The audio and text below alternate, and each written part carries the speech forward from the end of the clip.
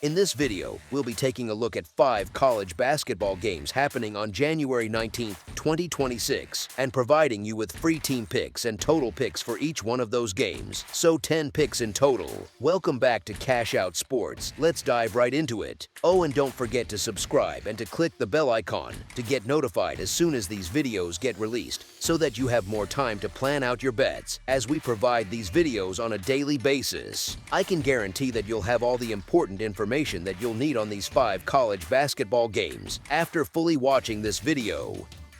One more thing before we start, if you would like to gain access to our best exclusive sports picks to take your journey to the next level, then check out our Patreon in the link down below, where we offer our best single picks, parlay picks, and much more. Now let's get started. Vermont versus Albany. Vermont against Albany on MLK Day feels like one of those classic mid-major showcases where one program walks in with the calm of a team that has been here for years, and the other is trying to prove it belongs in the same conversation. Vermont comes in at 11-7 overall and 3-0 in America East play, riding a 3-game heater that includes that wild comeback against Maine where they rattled off a 20-1 second half run and made it look almost routine. That kind of stretch says a lot about their personality. They do not panic, they just keep stacking good possessions until the game bends their way. On paper, their profile is not loud, but it is very polished. They are putting up about 76.1 points per game while shooting roughly 47.5% from the field, and they knock down close to 9 threes a night at a healthy clip. They sit near the top of the nation in offensive efficiency, around 104.6 points per 100 possessions, and they own the best rebounding margin in the league at plus 4.5. That is the stuff coaches love because it travels. You do not have to be on a highlight reel when you are simply better on each trip down the floor. Albany, meanwhile, sits at 6-12 but finally has some life after back-to-back wins, including that 69-53 win over Binghamton where they cracked the thing open in the second half by pushing tempo and letting their guards get downhill. You can see what they want to be, a team that speeds you up, hits you with quick attacks, and rides a hot crowd in their own gym. Honestly, every league has that group that is a little better at home than its record suggests, and Albany is playing into that role right now. Here is where the numbers underneath start tugging the other way. Albany is basically even on the glass. They give up about 75.1 points per game, and they put opponents on the line more than you would like. Vermont, on the other hand, knocks down their free throws at around 73.8% and turns those small cracks into threes or second-chance buckets. If you have watched enough of these January conference games, you know how often a couple of long rebounds or a silly foul with 2 seconds on the shot clock swing a tight spread. History is also not exactly subtle here. Vermont has taken the last 10 meetings in this matchup and leads the modern series by a margin of 27-5. Trend sheets have them undefeated straight up in the last 10 against Albany and perfect against the number in their last 7 visits to Albany, which starts to feel less like a coincidence and more like a matchup pattern. Some pairings in college hoops just tilt toward one side year after year, whether it is coaching, style, or simple confidence. This one looks a lot like that. Both sides come in with clean injury reports, which means the rotations we have been seeing are the ones you can expect here. Albany had that mid-season backcourt departure that helped warp their early record and made them look a little more chaotic than they probably are right now, but Vermont still brings the steadier shot diet, the more reliable possession-by-possession defense, and the kind of late-game execution that shows up when everyone else is getting tired. So when the market hangs Vermont as about a 5.5-point road favorite, it is not treating this like a coin flip showcase. It is treating it like a spot where the league's grown-up program is expected to walk into a hyped building and treat it like business. If you trust that long trend plus the current form, there is a clear side that feels safer to ride over 40 minutes. As our first pick for this matchup, the Vermont Catamounts to cover the spread as favorites is our full game side pick. The total is sitting in that low 140s range, with a lot of books showing around 141.5. That number is almost like a little challenge from the odds makers, asking whether you really believe what these teams have already told us about their scoring. Vermont lives in the mid-70s most nights, Albany lives in the mid-70s as well, and together their average output comes out to about 150.3 points per game, which is noticeably higher than what is posted. Their defenses are not exactly dragging games into the mud either. Vermont is allowing around 72 points per game. Albany is giving up around 75.1, so the typical environment for their matchups lands in that mid to high 140s window. When you mix that with how they actually play, you get a very modern mid-major feel.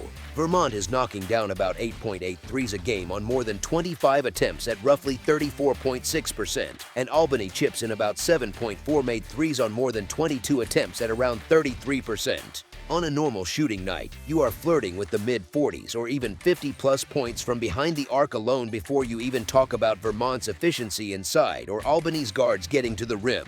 There is also a quiet pace bump baked into the setting. Albany scores far better at home, up in the high 80s on their own floor compared with the mid-60s on the road, which usually means the ball is moving faster, shots go up earlier in the clock, and the role players feel bolder. Vermont is not one of those teams that shrinks away from that kind of tempo either. Their production on the road is basically in line with what they do at home, so they are comfortable trading punches. If you have ever watched a January ESPN game from a smaller gym where both teams see the lights and decide to push a little more, that is the kind of energy this spot hints at. To be fair, there is a counterpoint. Albany has had a streak of home unders this season, a reminder that young groups can go cold, especially when non-conference opponents are bigger, deeper, or simply better. But those games came in a stretch where the offense was sputtering and the confidence just was not there yet. Lately, things look different. In that win over Binghamton, their lead guard poured in 23 points after halftime, several teammates reached double figures, and the whole rhythm felt freer.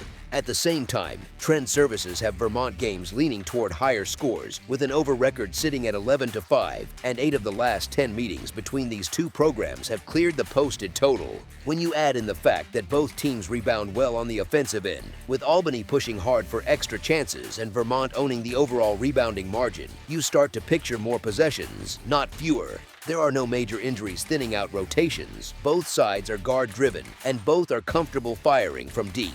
On a national stage, on a holiday slate where everyone knows people are watching, it is hard to script this as a slow grind where both offenses suddenly forget who they are. If these teams simply play to their usual scoring identities, that number in the low 140s looks more like a suggestion than a ceiling. As our second pick for this matchup, over the projected total is our full game total pick.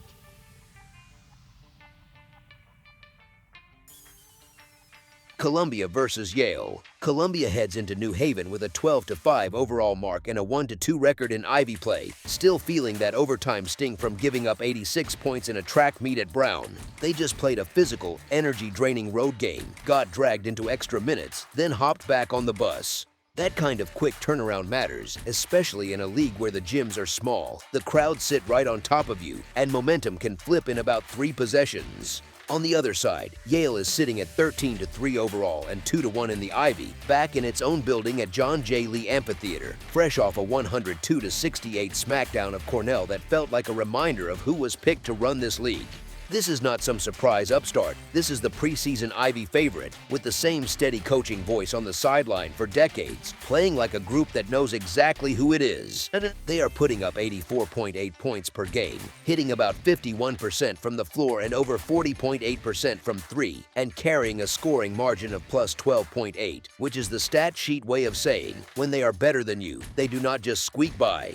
Honestly, that is the kind of profile bettors look at and think, if this team gets rolling at home, the number the books hang can start to feel a little too small. Columbia has been a fun early season story, playing clean, confident offense, knocking in roughly 49% of their shots, and around 81 points a night. They have that hey, why not us vibe, and for good reason, especially after being praised for their efficiency and perimeter shooting during their hot start. But when you zoom in on what happens once Ivy play starts, the picture shifts. They got blown out by 25 at Harvard, went to overtime at Brown in a game that turned wild late, and played that chaotic 104-99 shootout at Cornell. When they face a step up in physicality or the legs get a little heavy, their games can spiral into runs that are hard to stop, and that is exactly the kind of crack a disciplined home favorite can shove a crowbar into. Now fold in the situation.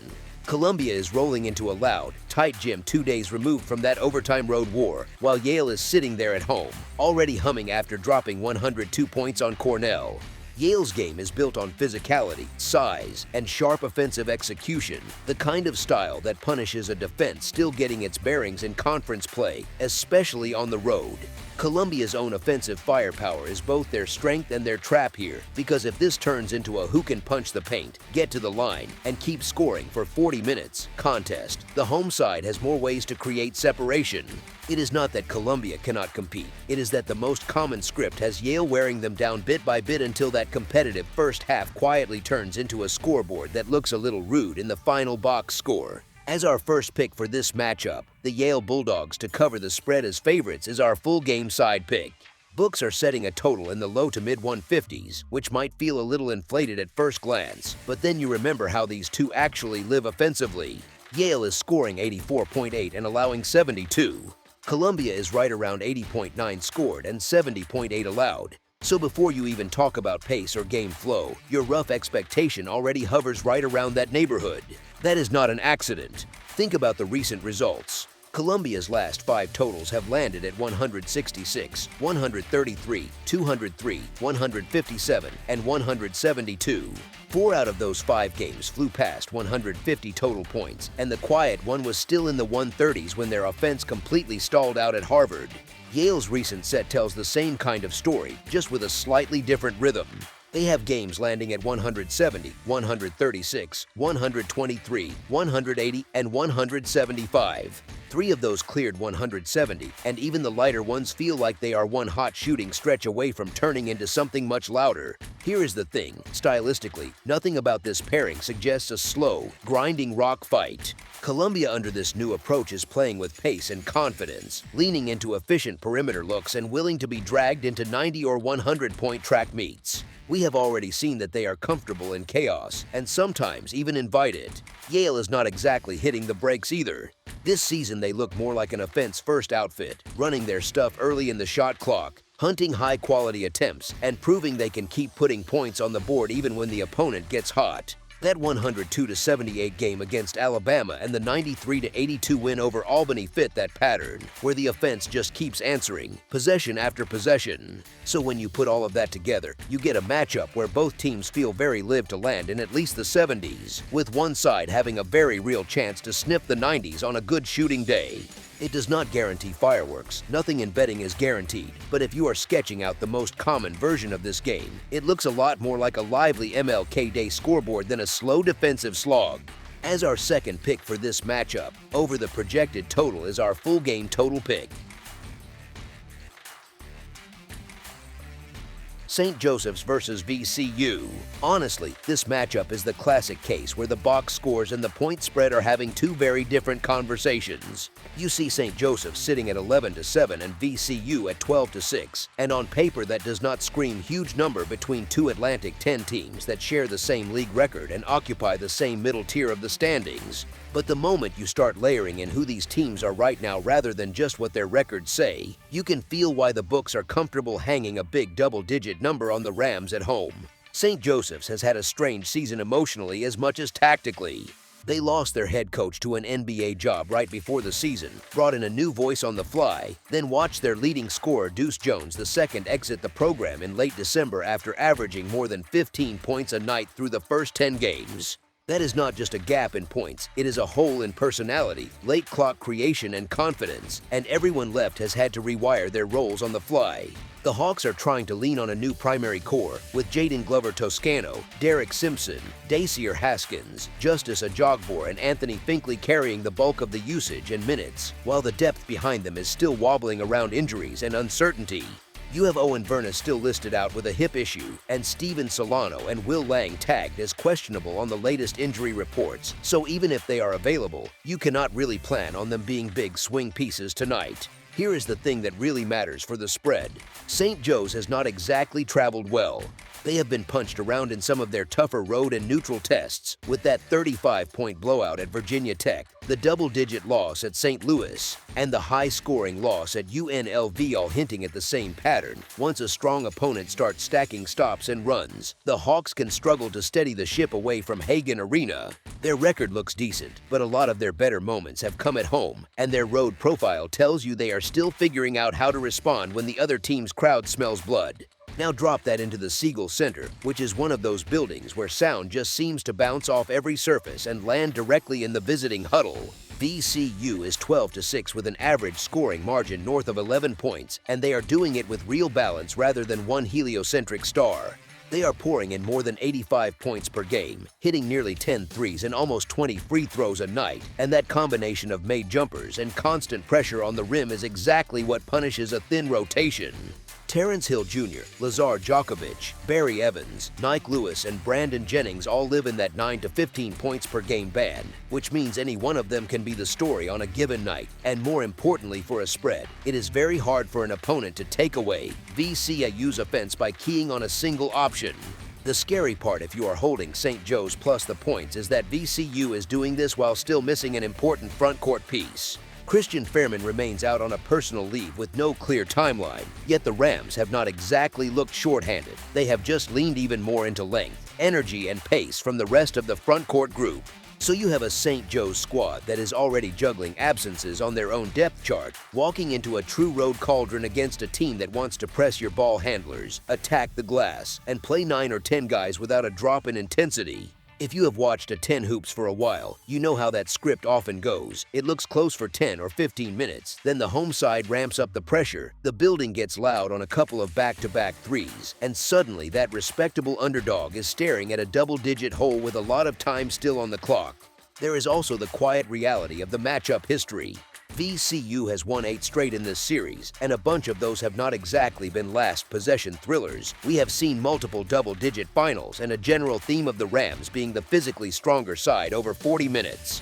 When you layer that on top of their current season scoring margin, the depth of their offensive contributors, the emotional steadiness they have shown under their new staff, and the fact that St. Joe's is still trying to redefine itself in the middle of conference play after losing its top scorer, it is not hard to imagine another night where the Hawks hang around for a while, then gradually get pushed out beyond that big number by late runs and free throws. As our first pick for this matchup, the VCU Rams to cover the spread as favorites is our full game side pick. Now let us talk about the total for a second, because this number in the low 150s is where the books are basically asking you, do you really believe these offenses are going to keep their foot on the gas the way the season data suggests? VCU on its own is almost a walking argument for higher totals. They average just over 85 points per game, shoot around 47% from the field, knock down close to 10 threes a night at a healthy clip, and live at the line with nearly 20 made free throws per game. Their average game lands in the high 150s when you combine what they score and what they allow.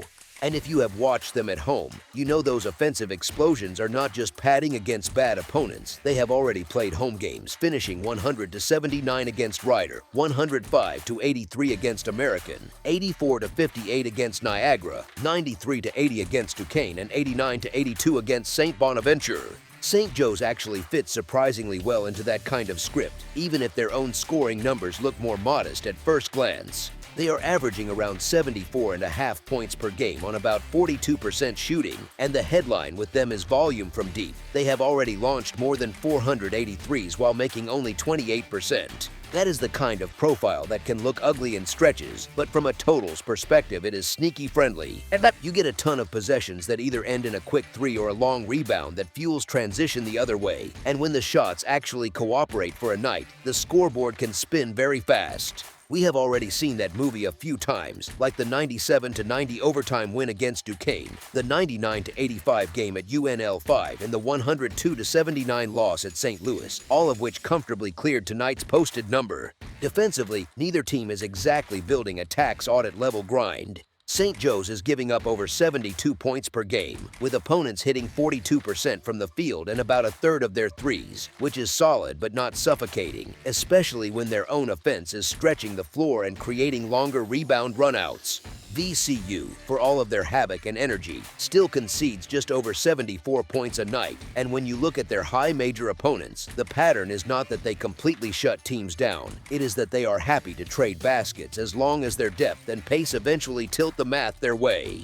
In other words, both teams are far more comfortable in games where the total creeps into the high 70s and 80s for each side than in rock fights in the 60s. There is also some late-game flavor here that quietly leans toward more points. If VCU does what their profile suggests and builds a cushion, St. Joe's is not the type of team that will pack it in and play out the clock. They keep firing from deep, they extend the game with quick shots, and they will press a bit to see if they can force turnovers and steal a run.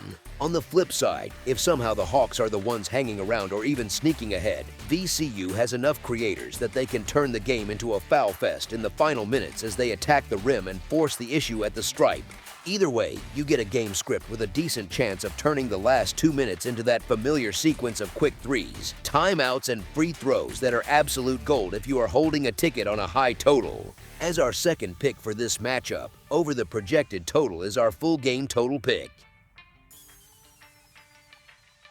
George Washington versus George Mason. When you pull back for a second, this matchup feels like one of those classic mid-season tests that college hoops fans circle on the calendar. You have the battle of the Georges vibe, George Washington walking into Fairfax trying to punch up, and George Mason sitting on top of the league, treating their home court like it belongs to them and only them. It is not just wins stacking up, it is the way those wins look, the way they settle into games, control tempo, and force opponents to play their style instead of getting dragged into someone else's chaos. Odds makers basically framed this as a 1 or 2 possession kind of spread, with George Mason sitting as a small favorite, which is their way of saying they respect the Patriots but still think this one can get sweaty late.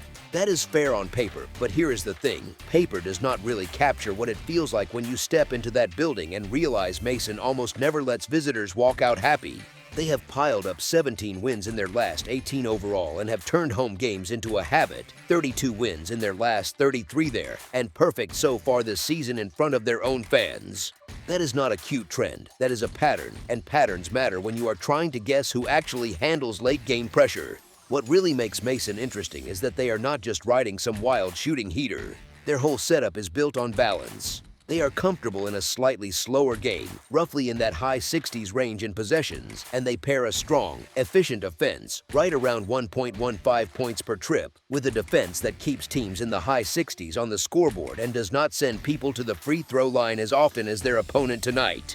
That is the grown-up way to win games. You score well, you defend without fouling, you do not rely on trick plays every night. George Washington, on the other side, is the fun chaos friend in the group.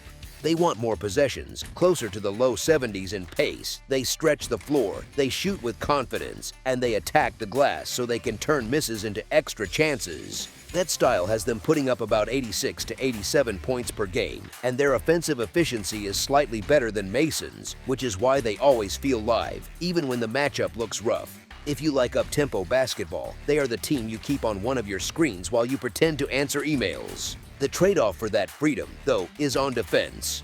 George Washington gives back a lot of what they create on offense. They allow opponents to score in the mid-70s. They put people on the line more often than Mason does. And that is exactly the kind of thing that can snowball on the road in a loud gym. When you foul more than the team you are visiting, and that team already does a better job getting to the stripe than you do, you end up playing catch-up not just on the scoreboard, but mentally too. It wears on you. Injuries are the part everyone worries about in January, so let us clear that air a bit. On the George Washington side, guards Ty Bevins and Jalen Rougier-Rowan sit in that officially questionable bucket. For George Mason, depth pieces Nick Ellington, TJ Prosize, Ben Woodward, and Braden O'Connor are tagged the same way, with O'Connor still working his way back from foot surgery. All of those guys are on their current rosters, and they are being treated like game-time decisions rather than full-on absences. The important part is that the main engines of both teams just logged heavy minutes in their last game and are on the active rosters. For Mason, that means Jahari Long, Masai Troutman, Corey Mincy, Riley Allenspeck, and Malik Presley. For George Washington, that means Rafael Castro, Trey Autry, Christian Jones, Bubu Benjamin, and Gene Aranguren.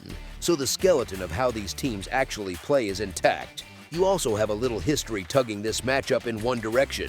George Mason has taken 9 of the last 14 in the series and has covered in 3 of the last 4 meetings, including that 80-65 win in the conference tournament last March, which looked exactly like their usual formula: guard the life out of you, win the glass, and hit the timely shots. When you mash all of this together, the home dominance, the calmer defense, the lower foul rate, the preference for a more controlled game, and you stack it against an up-tempo road team that can absolutely catch fire but also can absolutely leak points, it becomes a question of who you trust more in a tight number rather than who has the prettier highlight reel. As our first pick for this matchup, the George Mason Patriots to cover the spread as favorites is our full game side pick. The posted total sitting around 153.5 practically waves its arms and shouts points, points, points, especially when you glance at the raw scoring numbers. George Washington is living around 86.5 points per night, George Mason right around 78.4, and when you just throw those together in your head, you get something like 165 combined. On that very simple view, it feels like this should fly high, but raw scoring average can be sneaky. A lot of those numbers come from non-conference blowouts and weird early season games where rotations are still being tested and defenses are not fully dialed in.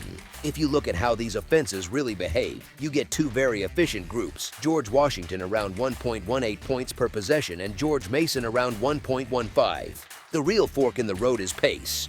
George Washington is happiest when a game lives in the low 70s in possessions. George Mason is more comfortable closer to 68. In league play, especially in this conference, Mason has shown over and over that they can pull opponents down into their tempo at home, even if the other side wants to run. Their defensive profile backs that up nicely. Opponents are held under 49% in effective field goal percentage and land around 67.5 points a game, and they do not rack up free throws against Mason at a high clip, with opponent free throw rate sitting down near 0.285. That kind of defense is not just about effort, it is about discipline and structure. It slows games down without needing a full court press or some gimmick.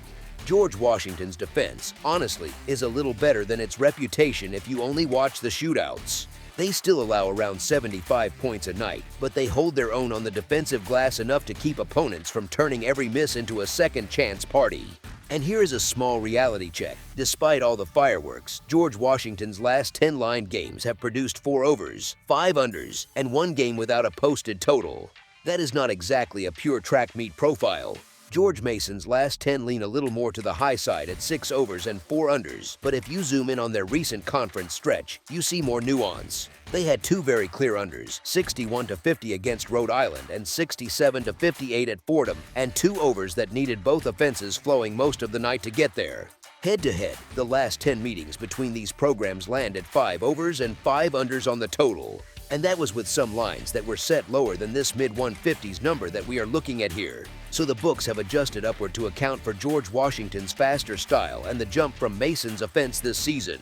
If you run the rough math in a very simple way, keep the current efficiency for both sides, then give George Mason some credit for dragging the pace a little closer to 68 to 70 possessions instead of George Washington's preferred 73 plus, you land in a projection that clusters in that 150 to 154 range. That is right where this number sits, before you even factor in rivalry nerves or the fact that both staffs know each other's actions inside and out by now. This next part is clearly speculative, and I want to label it that.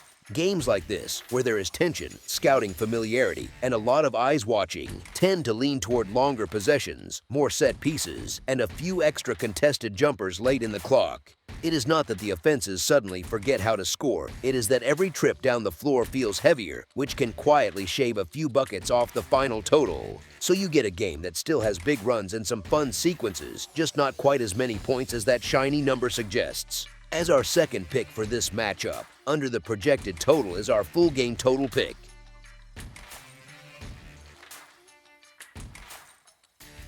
Providence versus Marquette. This matchup feels less like a classic powerhouse clash and more like a who is actually okay right now kind of Big East game. Providence heads on the road sitting at 9-9 overall and 2-5 in conference play, while Marquette is sputtering at 6-13 and just 1-7 against league foes, yet still laying a small number at home. That tiny spread tells you what the market thinks: home crowd, name value coach, and the usual assumption that a familiar gym plus student noise fixes a lot of sins. The problem is, Marquette has been living in that almost there space for weeks, and it has not been kind to them. They have dropped 9 of their last 10, including that brutal collapse at DePaul where they turned an 11-point halftime lead into another long, quiet bus ride back. You know how some teams at least look dangerous when they lose. This group often looks like it is guessing on offense, and that is not an exaggeration. Their attack has sat near the bottom of the Big East efficiency charts, and you can feel it in the way possessions bog down late in the clock. On top of that, the backcourt situation is messy. Sean Jones, who is a key guard for them, is dealing with a foot issue and sits in that frustrating questionable bucket. So you cannot confidently project full minutes from him, and that uncertainty creeps into how they handle pressure, late-game execution, and even simple entry passes. They have already had to lean harder on younger guards like Nigel James Jr., which is great for development and not so great for consistency when you are trying to steady a season. The rotation has also been shuffled by verified departures, including players who moved on in late December, which trims the margin for error.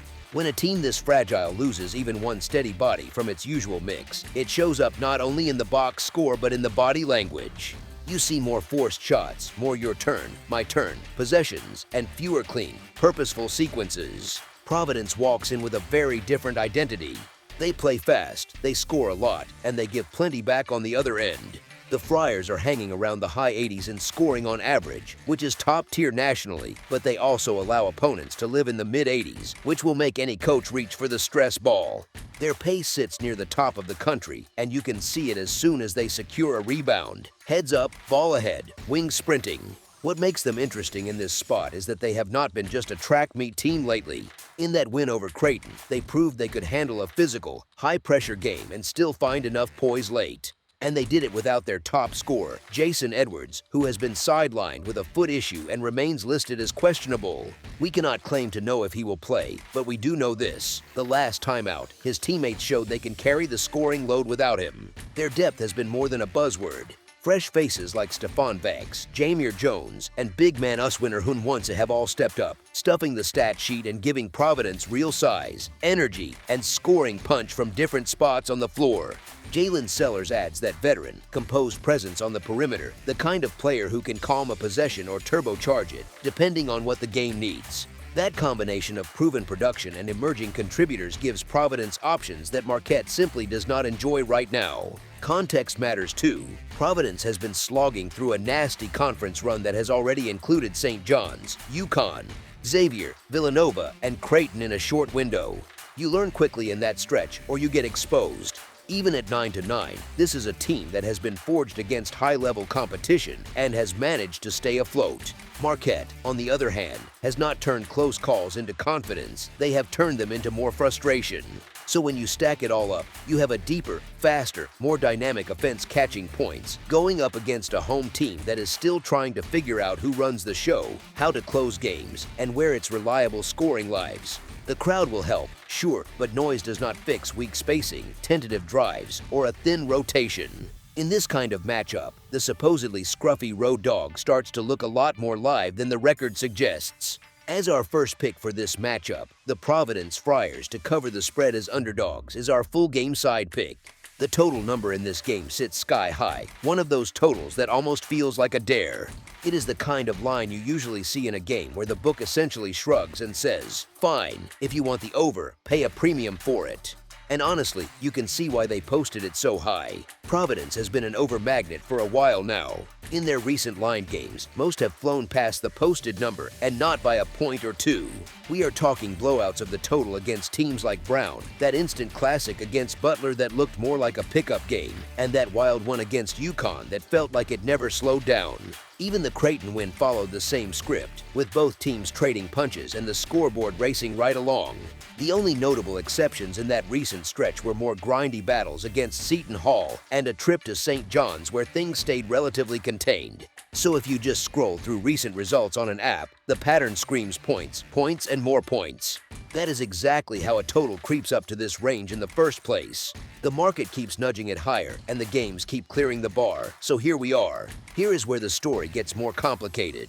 Providence has played a brutal schedule over the last couple of weeks, stacking 6 games in roughly 16 days, with an overtime slugfest against UConn thrown into the middle. You do not need a spreadsheet to know that kind of workload wears on legs. Is that measurable in a box score before tip-off? No, but you can reasonably expect that jump shots might come up a little shorter and transition efforts might not be as relentless for 40 minutes. Then you layer in the injury clouds hanging over the key guards on both sides. Jason Edwards is still dealing with that foot problem and sits in that same questionable bucket. He is their leading scorer, not just a role player, which means his status affects everything from shot creation to how defenses load up on the ball. We cannot pretend to know whether he suits up or how many minutes he gets, and anything bolder than that would drift into pure guesswork.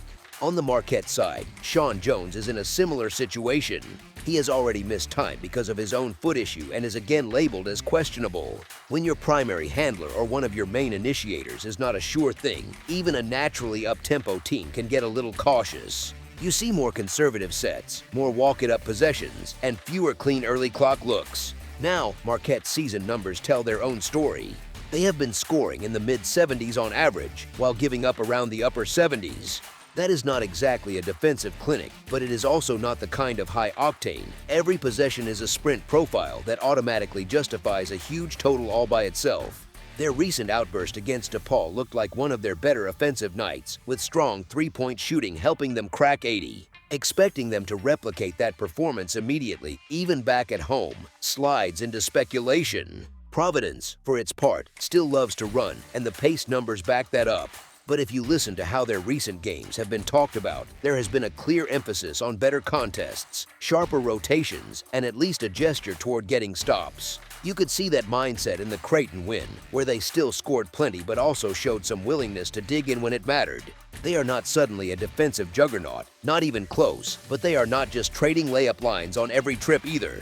So we have two tired teams, both dealing with uncertain guard situations, staring at a massive total that expects nearly everything to go right on offense for a full 40 minutes. Fast pace can cover up a lot, that is true, and this could still turn into another 90 to 85 type of shootout. That is the risk baked into any under involving Providence right now, and it has to be acknowledged. Even so, when you factor in the brutal recent workload, the gigantic number the books are asking you to clear, the banged-up shot creators, and Marquette's uneven scoring form, you start to see a path where this game finishes exciting but still lands short of that lofty projection more often than the price suggests. It is less about rooting for bricks and more about recognizing how many things have to go just right for such a high total to cash. As our second pick for this matchup, under the projected total is our full game total pick. That's all for now, so if you have any other games you would like reviewed, then leave a comment down below with the game you would like analyzed, subscribe to our channel, leave a like on this video, and we'll get to it as soon as we possibly can. We would also love to hear your opinion on the picks presented to you in this video, whether you agree or disagree with them, so leave a comment down below and do let us know.